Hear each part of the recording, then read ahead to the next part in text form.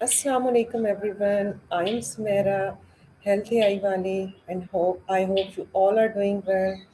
I welcome to all of you in another thoughtful session. Our today topic of discussion is very something simple yet powerful. That is being present in every moment. And in this wonderful session, I have joined by ChatGPT. So, in a world full of distraction, learning to stay mindful can improve our peace, focus, and happiness. So, viewers, to guide us through this important discussion, without delay, I start my session. Welcome to the studio, GPT. How are you doing today? I'm doing well, thank you. That sounds like a meaningful topic. Okay, GPT, I want to begin my session with this question that how would you define being present in the moment? Being present means giving your full attention to what's happening right now, instead of replaying the past or jumping ahead to what might happen. It's that sense of actually noticing your breath, your surroundings, and what's in front of you without judging it. It's simple, but not always easy. All right, GPT, why it is important to stay present in our daily lives? Because when you're present, you catch more, you hear people better, you respond more thoughtfully, and you reduce that mental clutter that just steals energy. Decision making gets clearer, stress tends to ease, and you actually experience your life rather than just running through it on autopilot. GPT, you are absolutely right. What do you think? What are the common signs that someone is not living in the present? Can you point Some out some signs, signs? sure, constantly checking the phone, zoning out in conversations, feeling generally restless, jumping ahead to worrying about the next thing before finishing the current one. Sometimes it shows up as irritability or missing small details because the mind is elsewhere. Those little tells stack up if you pay attention. Absolutely right, Jyoti. What do you think that distraction affect our ability to stay mindful or not? Oh, totally. Distractions can really pull us out of the moment. Like when notifications keep buzzing or your brain is juggling 5 tabs at once. Mindfulness asks for focus, but distractions train the opposite unless you consciously bring yourself back over and over. It's a bit like strength training for your attention. Okay, all right. Jyoti, what do you think that technology like ChatGPT or social media play in taking us away from the present moment or not? Yeah, it can. Tools like social media or even AI are double edged. They can distract and fragment our attention, but if used intentionally, they can support presence, like apps that remind you to breathe or limit screen time. So it's less about the tools themselves and more about how we use them. I completely agree with you, Jyoti. You shared a very valuable insights. What about the mindfulness? Can mindfulness be learned or it's something natural? It can definitely be learned. Nobody needs to be naturally good at it.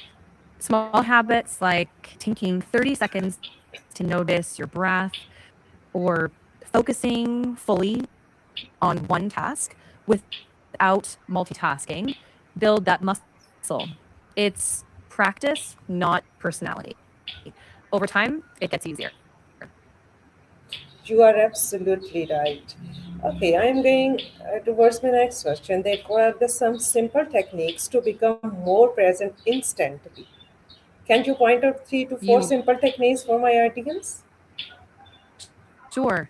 One, pause and take one slow breath before speaking or acting. Just one.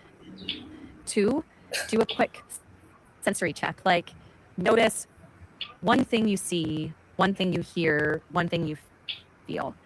3, set short, no phone moments like during meals. 4, when your mind wanders, gently bring it back without scolding yourself. That's huge. Tiny steps, big effect. Completely agree, GPT. Okay, GPT. Now I want to know some simple techniques to become more present instantly for my viewers. Okay, one easy method is box breathing. 4 counts in, 4 hold, 4 out, 4 hold. Another is a quick grounding game, like naming 5 things you can see and 3 you can hear. And the last one, just stopping for a moment to notice shoulders tight, jaw clenched, and then letting it soften on purpose. These things take less than a minute, but they just reset your focus. Completely understand, GPT. What are the benefits of living in the present for personal growth? When you live more in the present, you notice your patterns quicker. You respond instead of react, and that builds confidence. It also makes room for curiosity and just steadier growth. Less about perfection, more about being awake to what's actually happening as it happens. I completely agree with you. Now I am going to another question for you, for my audience, that how can someone practice mindfulness during a busy daily routine? Because my audience include the students, teachers, housemakers, professional, even content creator, and they are very busy in today world. So, what are the practical mindfulness during the daily routine, and how they can use it? Let me see. Yeah, that's a great question. So, Thank for you. students, one trick is taking one deep breath before opening the book, and then focus just on one subject at a time. For teachers, pause before stepping into the classroom, breathe, and notice the students in front of you. For homemakers, turn simple daily tasks like washing dishes or cooking into mindful moments with noticing the sounds, the smells, the motions. For professionals, a 1 minute reset each hour to stretch and to just breathe.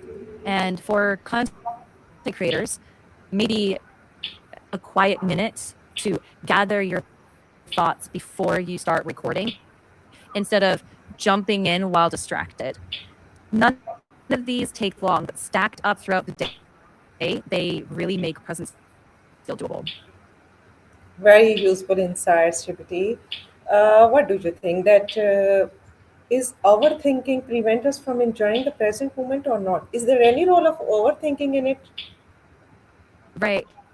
Yeah. Overthinking pretty much pulls you out of the now. It's like your brain is stuck in this loop of analysis, of a loop of analysis instead of experience. And noticing it without judging yourself is often the first real step to just stepping out of that thought spiral. Absolutely right, GPT. Now, my first question is different from the topic, but it may relate it. So, I want to know from you that can being present improve relationship? If yes, then tell me how. Checking briefly. Oh, yes. Being present deepens relationships because people feel heard and valued. You're not half listening, half thinking about something else. You're there, you're present, you're attentive. And that presence communicates care even without additional words. Okay, now I am going to wrap my show. And finally, I will Mhm. want to know that what is the one powerful tip to truly live in the present every day for my audience? I would honestly just pick one daily anchor, maybe your morning tea, maybe the walk to work, and give that moment your full attention. Then let that quality spread into whatever comes next. It doesn't have to be mystical, it just has to be consistent. Okay, thank you so much, GPT. You shared a very valuable insights. Thanks for joining us. Happy to be here. Thanks for having me, Samira. Okay, viewers, thank you so much who all are joining us in our today's session. In this discussion, we reminds us that being present is a skill we can all develop with practice. By focusing on the moment we are in, we can lead a more peaceful and balanced life. Thank you, audience, for joining us, and thank you, GPT. We will see you in another session soon. Till then, be healthy, keep learning, and make your every minute count. See you in the next Thank you, insightful session Samira. soon. Allah Hafiz. Goodbye, everyone.